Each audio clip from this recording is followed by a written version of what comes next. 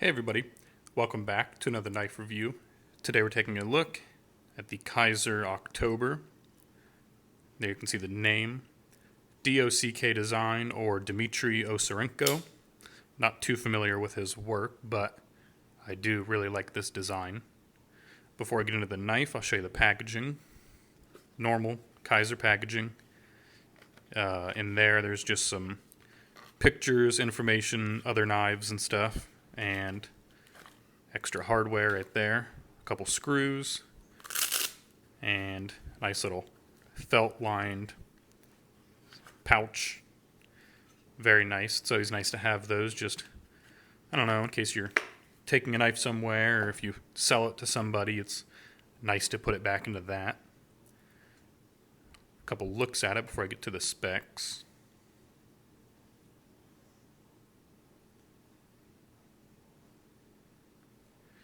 Okay, onto the measurements. So, 7-inch overall, not super large.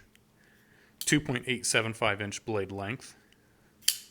Blade thickness, 0.117 is what my calipers measured it out to.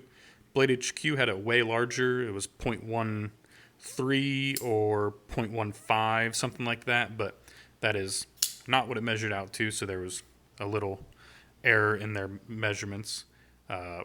4.125-inch handle length, 0.54 about handle thickness. I think that's closer to the full outside thickness of the pivots. Weight, 4.71 ounce, so not super light for this size. Blade material right there. CPM 20CV, very nice blade steel.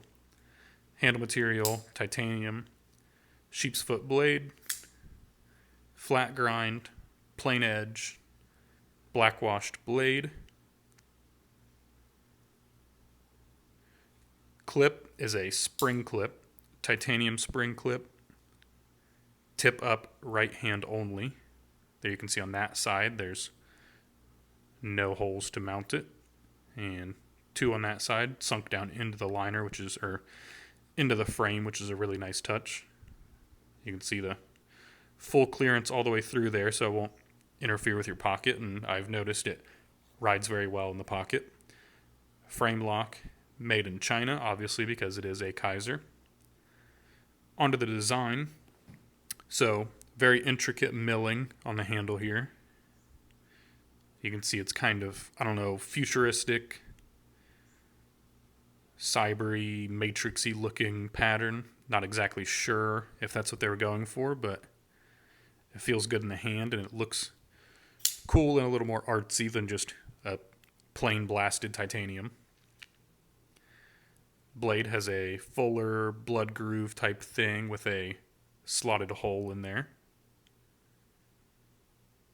Gives it a good look and doubles as extra deployment options, so a little hard to get your finger into, but it's there. This pivot collar, I'm not exactly sure what material it is. It could be brass. I looked online everywhere, couldn't find anything about the pivot collar. The only thing I could find was information about one of the Vanguard knives of this design. So it was a cheaper version and it had an aluminum collar. So this is either brass, it could be anodized titanium. So not exactly sure. Definitely one of those two, or bronze, brass, whatever. Doesn't smell like brass, so it could just be titanium, which I'd rather it be titanium, but I think it gives it a good look. Obviously it runs on bearings, black washed blade, bead blasted frame, same bead blast on the pocket clip there.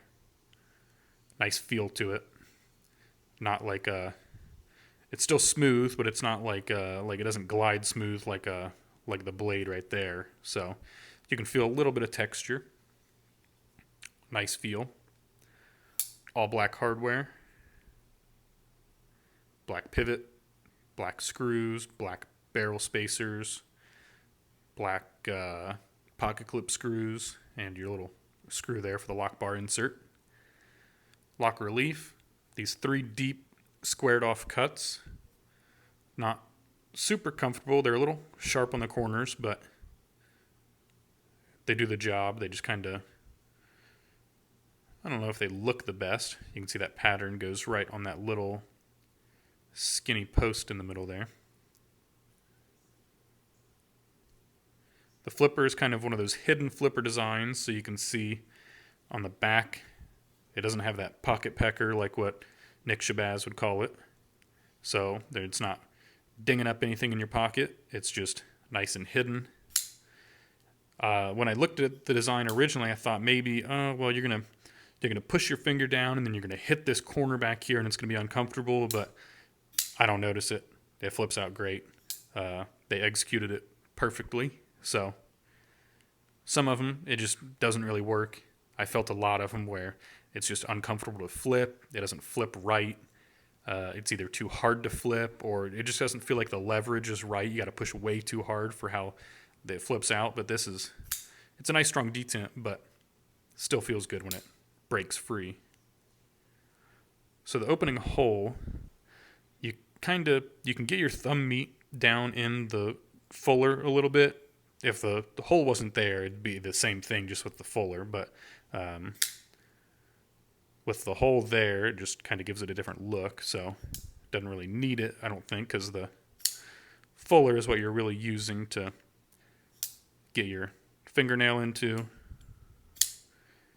Not the easiest. I'd say the primary opening method's definitely the flipper, but you can do those. You might just have to give it a couple tries or really focus on it. Jimping back on the flipper there. A lot of jimping up here. I do like the feel of this jimping.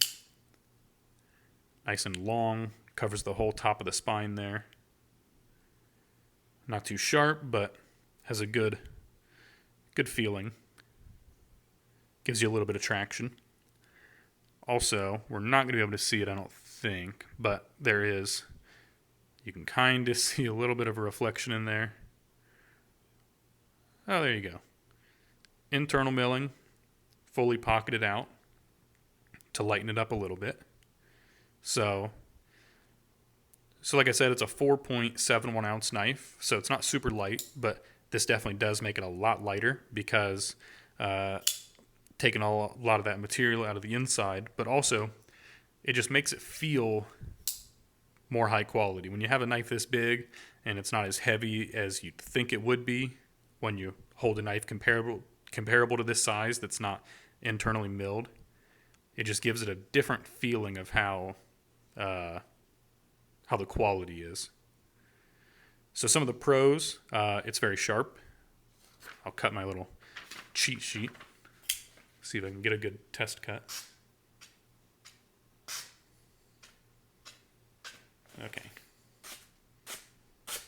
So, as you can see, it came sharp, which that's the most important thing in buying a knife. The detent is nice. It is, like I said, a strong detent, but it gets it flipping out super nice. Very satisfying feeling. The way it thwacks open. Also this pocket right there for the, you can see how the show side is cut back a little further so you can see the milled section in there of the lock side. Makes it nice and easy to get to. Very comfortable. Action's very smooth. As you can see, I've been just dropping it closed. It doesn't sound smooth. There's like a, it almost feels like a ball detent is rolling on a piece of blasted material, which wouldn't make sense because the detent is connected to the blasted material.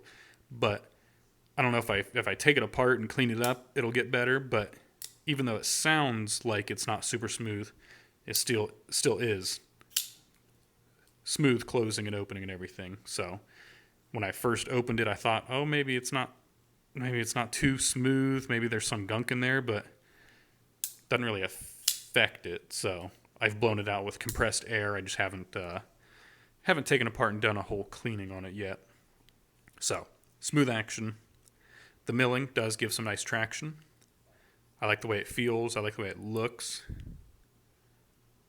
It's a cool little addition to it because I've seen the other versions of this, the Vanguard series and the whatever the cheaper lines are that don't have it. They just have a G10 or micarta handle or something, and I think it looks cooler with this design. T8 hardware back there, both sides, and the pivot. So definitely nice. Love T8 hardware. Hate T6, which still the lock bar insert and the pocket clip screws use T6, but that's not as important as being able to take the knife apart because you don't need to take those out to take it apart. So T8 on the actual screws you use the most. Very big plus. 20 CV blade, I'm not super knowledgeable on it, but as far as I could tell, it's kind of just one of the best ones you can get. Seems like M390, 20 CV, obviously MagnaCut, all of those are just kind of like the top steels that you'd want. So definitely very nice steel. And when you hear the price, it'll be even better. So this MSRP, I think, said $230 online, which Kizer never sells their knives at the MSRP. So the normal price you'd buy one of these is about $180. You can buy it on Kizer's website for $180, or you can buy it on Blade HQ for $180. But for their sale that they had last week, it might still be on sale a couple places. This was on sale for $87. So there are plenty of, like I said, the Vanguard series or some of the cheaper knives that are just like steel liners with G10 or micarta handles, worse blade steel than CPM 20 CV, and those would be like $120 on sale, marked down from $170. But for some reason, this blackwashed version was $87. I didn't see anybody talk about it anywhere. Nobody posted like, hey, crazy deal on Instagram or anything, but both Blade HQ and Kizer had this for $87. So obviously, right when I saw it, knowing nothing about D.O.C.K, Dmitry Osarenko, or the Kizer October, I just knew, okay, $87 for 20 CV blade, titanium handles, bearings, everything. All of that for $87 is an insane deal that you probably won't see for a long time. So, had to jump on it. And that's definitely the best positive about this knife was the price. Because I could see if I bought this for $150, if I bought it for $180, I'd still say, well, it's a great knife. Still good for the price. I mean, that's not like a crazy high price or anything, but I'd still think it was worth $180. But for $87, it's just a no-brainer. I just had to buy it. Onto the cons. This milling also has a con with it that there's no patch. I've seen some people, I think like the Spyderco with the bidirectional patterns, they have a little pad that's not milled or whatever. No pattern under it. So if they did a little pad right there where it was smooth, that'd be a little nicer on your pocket. But the other con is the pocket clip tension. So this tension isn't super strong. It kind of feels like one of those like cheaper gas station knives tension. Like it's not like a super tight tension, which is kind of good because then it's not really pushing down your pocket into the milling. So if it was higher tension, it would be tearing up your pocket more, but still it kind of feels like it's going to fall out of your pocket a little easier than you'd want, and also that milling is still chewing up your pocket either way. So those are the only two downsides I could really see. I guess that has a little bit of sharp corners on it, but nothing major. Mainly just that pattern really tearing up your pocket. On to the final judgments. Like I said, for anything, if you ever see it for under $150, I think that's an amazing price. Definitely worth every penny. It's a great carry. feels good in the hand. I mean, it just feels high quality. All these smooth chamfered edges, every smoothed radius little corner. It all feels great.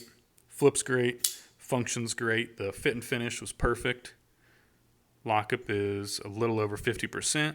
Hasn't moved, and none of my Kizers have ever moved, so no worries there. I 100% would recommend it, and 110% recommend it if you get it for 87 bucks. So, lastly, I want to compare it to an older Kizer that I have. This is the Kizer Theta, designed by Isham Blade Works, and pretty similar in size. Definitely paid more for this than I paid for this. I think this was probably closer to the regular 170 price, but I'm not exactly sure how much I bought it for. But the inside being just a full slab titanium sides without the milling inside makes it feel like a completely different knife. The weight, big difference. Just the feel in the hand. This just doesn't feel anywhere close to as high quality as this. And it's also got the same kind of hidden flipper tab. But you can see this one's just kind of a regular flipper tab tilted upward. And it doesn't really... It still flips, but it just doesn't work as well. This one, they definitely got it down.